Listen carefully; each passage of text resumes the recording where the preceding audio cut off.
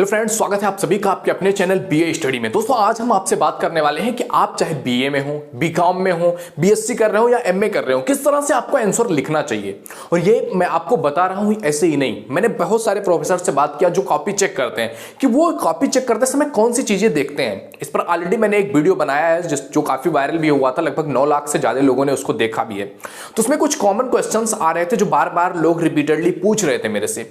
तो उन सभी डाउट्स को क्लियर करते हुए और किस तरह से आपको लिखना है ताकि 2021 में आप अच्छे मार्क्स ला सकें, वो कौन सी चीजें हैं जो एग्जामिनर को इंप्रेस करती हैं जिससे वो आपको अच्छे मार्क्स देता है। देखो, सबसे बड़ी बात यह है कि देखो, कोई एग्जामिनर जो भी आपकी कॉपी चेक करेगा वो पूरा आपके 32 पेजेस तो एक एक करके पढ़ेगा नहीं, वो कुछ देखेगा, कुछ चीजें उसमें से नोटिस करता है जिसके बेस पर आपको मार्क्स देता है। आपको अच्छे मार्क्स मिलेंगे या थोड़े से डाउन मार्क्स मिलेंगे या एवरेज मार्क्स मिलेंगे, वो डिपेंड करता है आपकी राइटिंग पर। आप उसको किस तरह से लिख रहे हो, किस वे में लिख रहे हो, किस ढंग में लिख रहे हो, क्या जिस वे में आप लिख रहे हो वो एग्जामिनर को इंप्रेस कर पा रहा है या नहीं कर पा रहा है। तो उसी पर आज मैं आपको टिप्स एंड ट्रिक्स देने वाला हूं जो कि मोस्ट इंपॉर्टेंट है। अगर आप ग्रेजुएशन कर रहे हैं, पोस्ट ग्रेजुएशन कर रहे हैं, तो आपको किस तरह से कॉपी लिखनी है। जैसा कि आप सभी लोग जानते हैं, सबसे पहली चीज जो मैंने अपने लास्ट वीडियो में बताया था आपको कि भूमिका लिखना है। अब भूमिका प्रस्तावना पर बहुत सारे क्वेश्चंस आ रहे थे कि इस तरह से जैसे आप बता रहे हो ऐसे तो हम ऐसे लिखते हैं, ऐसे तो निबंध लिखते हैं। देखो, जैसे बताया जा रहा है एग्जैक्टली आपको नहीं लिखना है, यूज करना है अपना माइंड। यार, ग्रेजुएशन कर रहे हो आप। भूमिका एवं प्रस्तावना मींस आपसे किसी चीज के बारे में पूछ लिया है, कोई क्वेश्चन दे दिया है आपको कि भारतीय सामाजिक व्यवस्था के बारे में बताइए या शिक्षा शास्त्र किसे कहते हैं, इसका संपूर्ण व्याख्या कीजिए। तो शिक्षा शास्त्र किसे कहते हैं, तो सबसे पहले भूमिका या प्रस्तावना में आपको क्या लिखना है कि शिक्षा शास्त्र के बारे में या शिक्षा के बारे में आपके क्या व्यूज हैं। यानी कि एक तरह से आप क्या लिख सकते हो, एक उसका ओवरव्यू आपको देना है। भूमिका मींस आपको एक ओवरव्यू देना है कि आखिर जो क्वेश्चन पूछा जा रहा है वो क्या है। सबसे पहली चीज आपको ये ध्यान रखना है, आपको भूमिका में क्या लिखना है, जो क्वेश्चन पूछा गया है उसके बारे में 2, 3 या 4 लाइन, मैक्सिमम 4 लाइन्स आप भूमिका थोड़ा सा बांधेंगे। ओके, इसके बाद दूसरी चीज है, दूसरा पॉइंट नोट आप करेंगे कि उसमें विद्वानों के स्टेटमेंट देंगे। मेरा जो पिछला वीडियो था उसमें मैंने लिखा था परिभाषा, उस पर बहुत सारे लोगों के डाउट्स आ रहे थे, कैसी परिभाषा, किसकी परिभाषा। तो जो पॉइंट के बारे में, जिस चीज के बारे में आपसे क्वेश्चन पूछा गया है, उस पॉइंट के बारे में, उस पर्टिकुलर चीज के बारे में कुछ विद्वान होते हैं, आपने अगर बुक्स पढ़ी होंगी, कुछ विद्वानों ने उस चीज पर अपने स्टेटमेंट दिए हैं, अपने विचार दिए हैं। तो आपको कम से कम 2 विद्वानों के, कम से कम आपको 2 विद्वानों के स्टेटमेंट देने होते हैं।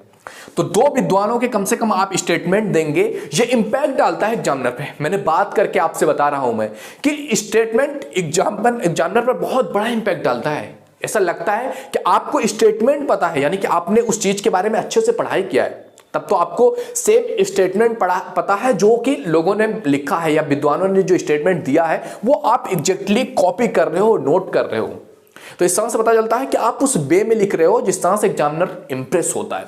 तो दूसरी चीज क्या करना है, आपको विद्वानों के स्टेटमेंट देने हैं और उसके बाद बेसिक क्वेश्चंस के आंसर देने हैं। बेसिक आंसर मींस अगर आपसे पूछ लिया है शिक्षा शास्त्र की कारक क्या है, शिक्षा शास्त्र के बारे में आप बताइए, उसकी विशेषता बताइए, उसको फैलाने के कारण बताइए। तो वो जो मेन टॉपिक है, बेसिक चीजें जो पूछा गया है क्वेश्चन में, उसको कहते हैं बेसिक आंसर। तो वो तो आपको उस पॉइंट के बारे में, उस क्वेश्चन को पढ़ने के बाद आपको पता ही चल जाएगा कि उसके बारे में आपसे क्या पूछा है, विशेषता पूछा है या फिर कारण पूछा है, कारक पूछा है या उससे रिलेटेड क्या पूछा है। तो वो बेसिक आंसर में आएगा। थर्ड टॉपिक आपको ये ध्यान रखना है, सबसे पहले भूमिका प्रस्तावना देना है, दूसरी चीज कि विद्वानों के स्टेटमेंट देने हैं, और थर्ड थिंग क्या है, आपका बेसिक आंसर जो उस क्वेश्चन में पूछा गया है आपको वो कंप्लीट करना है।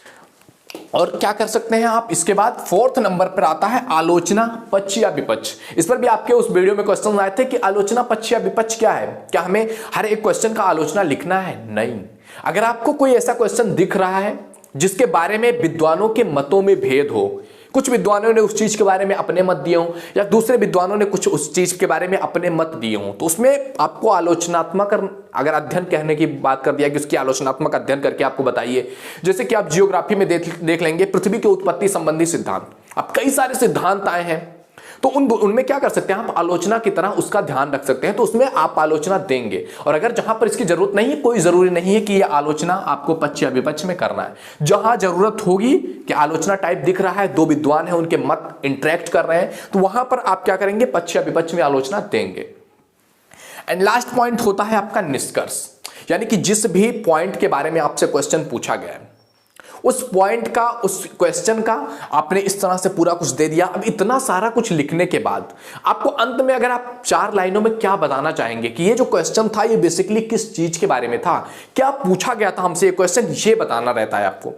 तो निष्कर्ष में आपको बताना रहेगा, मैक्सिमम आप 4 to 6 लाइन लिख सकते हैं निष्कर्ष के लिए, बहुत अच्छा इंपैक्ट डालता है अगर आप इस तरह से लिखते हैं अपने क्वेश्चन को।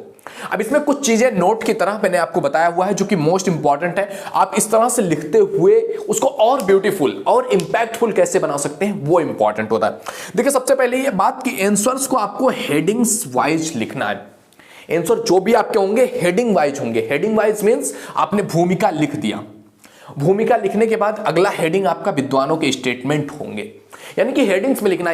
ऐसे नहीं कि आपने शुरू कर दिया लिखना लिखना लिखना, पूरा एक स्टोरी की तरह लिखे जा रहे हैं तो उस पर इंपैक्ट नहीं पड़ता। बट आप लिख रहे हैं, मान लिया आपने किसी का लिखा, यहाँ स्टेटमेंट दिया, आपने अंडरलाइन किया, तो ये क्या करता है, एक इंपैक्ट डालता है कि हाँ यहाँ से अलग स्टेटमेंट शुरू हो रहा है। और पैराग्राफ लिखने का भी एक तरीका होता है जहां से आपको हेडिंग चेंज करना होता है। जैसे कि मान लिया आपने लिखना स्टार्ट कर दिया है, यहां से आपने स्टार्ट किया, ऐसे लिखा, फिर यहां इतना बड़ा मतलब लिखते चले गए आप, और यहां पर आकर के आपका एंड हो जा रहा है। अब आपको क्या करना है, आपको यहां से स्टार्ट नहीं करना है, इसके साइड में जैसे यहां से स्टार्ट हुआ तो यहीं से आपको आपका अगला हेडिंग स्टार्ट करना है। ये चीजें इंपैक्ट करती हैं, ये रियल तरीका है, अच्छे तरीका है अगर आपको हेडिंग वाइज लिखना है। और उसके बाद दूसरी चीज है इसमें जो आप नोट के रूप में ले सकते हैं। It is the most important video, अगर आपने पिछली वीडियो देखी हुई है तो आपको उसका पूरी तरह से रेफरेंस में दे रहा हूं इसमें, और बहुत अच्छी चीजें हैं। अगर आप इस तरह से लिखते हैं तो आपके 100% रिजल्ट्स भी आ सकते हैं। आपके ऊपर आप इसमें से कितना इंप्लीमेंट करते हैं और किस तरह से लिखते हैं कि एग्जामिनर को आप इंप्रेस कर पाए। तो वर्ड्स और हेडिंग्स के बीच में गैप छोड़ना है। एक वर्ड आपने लिखा, इसके बीच में देखिए गैप छोड़ना है, या आपका एक हेडिंग कंप्लीट हो रहा है जहां पर, वहां पर क्या करना है, आपको गैप छोड़ना है। इसके पीछे 2 रीजन है। एक रीजन तो ये है कि आप वर्ड्स के बीच में थोड़ा थोड़ा स्पेस छोड़ेंगे, या जो आपका पैराग्राफ एंड हो रहा है उसमें स्पेस छोड़ेंगे, तो आपका जो आंसर होगा लेंदी होगा, थोड़ा सा बड़ा दिखेगा, और जो बड़ा दिखेगा तो उस पर मार्क्स मिलने के भी चांसेस रहेंगे। अगर आपसे 1000 वर्ड्स में पूछा हुआ है तो आपके मार्क्स इंक्रीज हो जाते हैं। अगर आपने 1-2 पेज में लिख दिया है 1000 तो कैसे आपको मार्क्स मिलेंगे, तो इससे आपका जो है आंसर लेंदी होता है। और दूसरी चीज कि अगर आप कुछ भूल गए हैं, एक पैराग्राफ आपने लिख दिया, दूसरा पैराग्राफ आप लिख रहे हैं, बीच में अगर आपने स्पेस छोड़ा हुआ है, मान लिया इस पैराग्राफ में जब आप लिख रहे थे आपको याद नहीं आया, बट बाद में आपको याद आया अरे यार मेन पॉइंट ही मेरा छूट गया, तो आप क्या कर सकते हैं, यहां से जो बचे हुए स्पेस हैं उसका यूज कर सकते हैं। बहुत इंपॉर्टेंट होता है, कई बार ऐसा हमारे साथ हो जाता है। नेक्स्ट आप कर सकते हैं साफ लिखावट, कि जो एग्जामिनर पढ़ेगा अगर उसको साफ लिखा हुआ मिलेगा। अब साफ पे भी बहुत बार क्वेश्चन उठता है कि कितना साफ लिखें सर, हैंड राइटिंग बिठा करके लिखेंगे, 32 पेजेस हमें लिखने होते हैं, कैसे हम कंप्लीट कर पाएंगे उतने पेजेस। देखिए हैंड राइटिंग आपकी ऐसी होनी चाहिए जो पढ़ी जा सके, ऐसा नहीं कि आपको कंप्यूटर की तरह टाइप करना है, ऐसी होनी चाहिए आपकी हैंड राइटिंग इतनी साफ सुथरी कि बस उसको पढ़ा जा सके। ओके, ऐसा भी नहीं कि मतलब कुछ भी आप लिख रहे हो सामने वाला पढ़ ही ना पाए, तो फिर वो गलत हो जाता है। इतनी साफ होनी चाहिए हैंडराइटिंग कि एग्जामिनर आपकी कॉपी को पढ़ सके। एंड नेक्स्ट है आपका यूज ऑफ पेन्स। कुछ लोग पूछते हैं कौन से पेन का यूज करें, ब्लैक ब्लू यूज करें या कुछ आप यूज कर सकते हो एक्स्ट्रा कलर्स। तो देखो आप ब्लैक ब्लू यूज करो, मोस्ट इंपॉर्टेंट है, बहुत अच्छा है। अगर आप उसमें हेडिंग्स जहां पर आप डाल रहे हैं, जैसे ये हेडिंग आलोचना निष्कर्ष हो गया, तो इसके नीचे आप डबल अंडरलाइन करके ये अंडरलाइन आप ब्लू स्केच से कर सकते हैं या ब्लैक स्केच से कर सकते हैं। थोड़ा सा इंपैक्ट डालता है, या हेडिंग को थोड़ा सा हाईलाइट करता है, तो हाइलाइटर का भी आप थोड़ा सा यूज कर सकते हैं ब्लू या ब्लैक स्केच के रूप में। और उसके बाद है अंडरलाइन। अंडरलाइन भी बहुत इंपॉर्टेंट है, जब आप ये कर रहे हो डायरेक्टली आपको ने इसको अंडरलाइन करना है, ताकि ये क्या करता है, ये चीजें हाईलाइट करता है, एग्जामिनर का जो माइंड होता है वो आपकी तरफ खींचता है। तो इस तरह से अगर आप इन सारी चीजों का यूज करके आप लिखते हैं, तो आप चाहे बीए में हो, बीकॉम में हो, बीएससी कर रहे हो, एमए कर रहे हो, किसी भी एग्जाम में आप दे रहे हो ना, मोस्ट इंपॉर्टेंट है अगर आप इस तरह से लिखते हैं तो एग्जामिनर को इंप्रेस करेगा। और एग्जामिनर के पास मैंने पहले ही आपको बता दिया इतना टाइम नहीं होता है कि आपके सारे चीजें एक एक वर्ड पढ़े, वो बस आपकी कॉपी की राइटिंग देखता है, किस तरह से आप लिख रहे हैं, आपके लिखने का तरीका कैसा है, वो चीजें जो है निगलेक्ट नहीं की जा सकती, वो चीजें देखता है एग्जामिनर, और उसी के आधार पर एक एवरेज मार्क देता हुआ चला जाता है कि किस तरह से बच्चे ने कॉपी लिखा है, उसी के हिसाब से उसको मार्क दे दिया जाए। तो आई होप ये वीडियो आपको काफी हेल्पफुल लगा होगा। वीडियो पसंद आए ना तो लाइक जरूर कीजिएगा, इसको शेयर कीजिए अपने फ्रेंड सर्किल में, लोगों तक पहुंचाइए ताकि उनको भी पता चल सके कि वो कैसा एग्जाम में अपने लिखें कि उनके नंबर्स अच्छे आ सकें, वो हाई परफॉर्मेंस ला सकें। तो मिलते हैं आपसे अगले वीडियो में। Thank you.